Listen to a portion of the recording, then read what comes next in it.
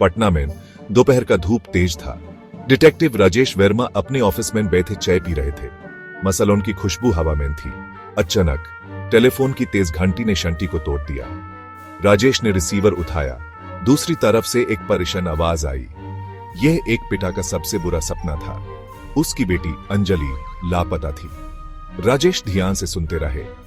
उन्होंने हर डिटेल, पिता की आवाज के हर कंप को समझ लिया। आदमी मिस्टर सिन्हा बहुत परेशान था। अंजलि पिछली रात एक पार्टी में गई थी। वो घर नहीं लौटी। राजेश ने मिस्टर सिन्हा को भरोसा दिलाया, चिंता मत करो, उनकी आवाज शांत और भरोसा देने वाली थी। मैं आपकी बेटी को ढूंढ निकलूंगा।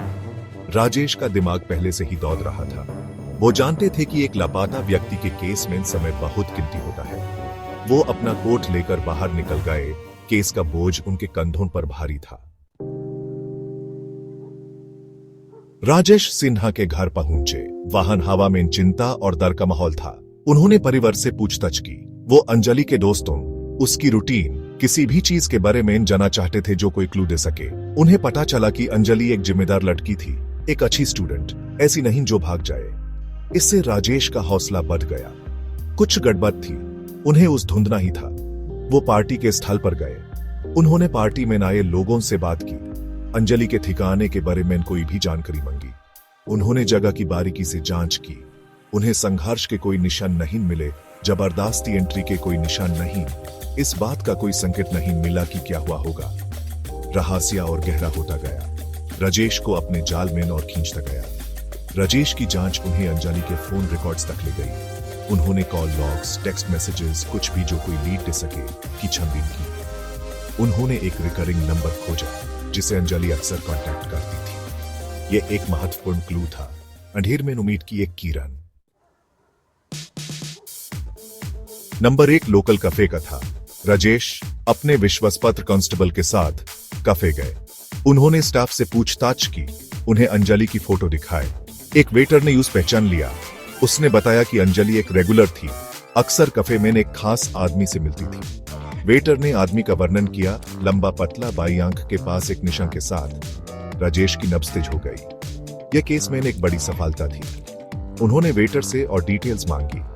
वेटर शुरू में हिचकिचा रहा था, आखिरकार मदद करने को तैयार हो गया। उसने राजेश को रहस्यमय आदमी का स्केच बनाने में मदद की। उसने उसके तरीके, उसके बोलने के अंदाज, किसी भी चीज का वर्णन किया जो जांच में मदद कर सके। राजेश ने स्केच का अध्ययन किया। चेहरा जाना पहचाना था। वो अपना दिमाग कुरेद रहे थे, यूस याद करने की कोशिश कर रहे थे, और फिर उन्हें याद आ गया। स्केच में आदमी एक हाल ही में रिहा हुआ मुजरिम था, जो चोरी और हिंसा के लिए जाना जाता था। राजेश पर बेचैनी की लहर दौड़ गई। वो जानते थे कि वो एक खतरनाक व्यक्ति से निपट रहे हैं। सेक्शन 4 जाल कसाता है, एक मुजरिम का भूत और एक डिटेक्टिव का अनुभव। राजेश ने पुलिस फोर्स में अपने कॉन्टैक्ट से संपर्क किया। उन्होंने स्केच और जो जानकारी इकट्ठा की थी वो शेयर की।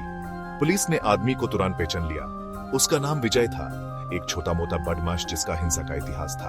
पुलिस ने विजय की सिटी वाइड तलाश शुरू कर दी। उन्होंने उसके जाने पहचाने ठिकानों पर छापा मारा, उसके साथियों से पूछताछ की, कोई कसर नहीं छोड़ी। इस बीच राजेश ने अपनी जांच जारी रखी।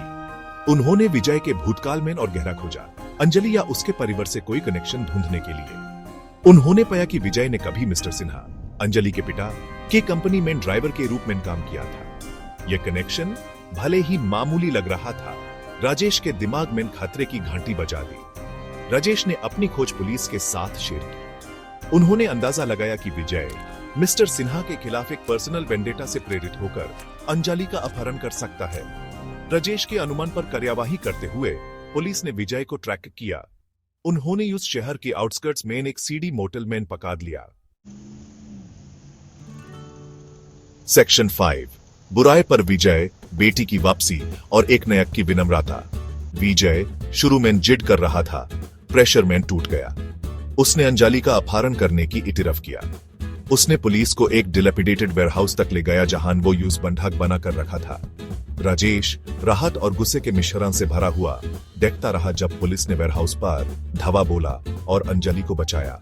वो हड़बड़ा गई थी लेकिन सुरक्षित थी। अंजलि और उसके पेरेंट्स का मिलन भावुक था।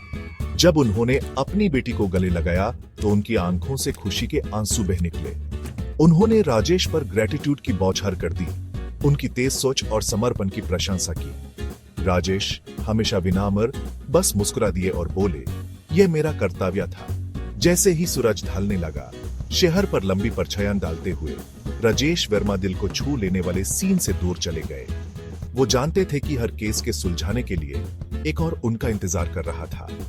वो पटना के खामोश रक्षक थे, रहस्य में डूबे शहर में उम्मीद की एक किरण।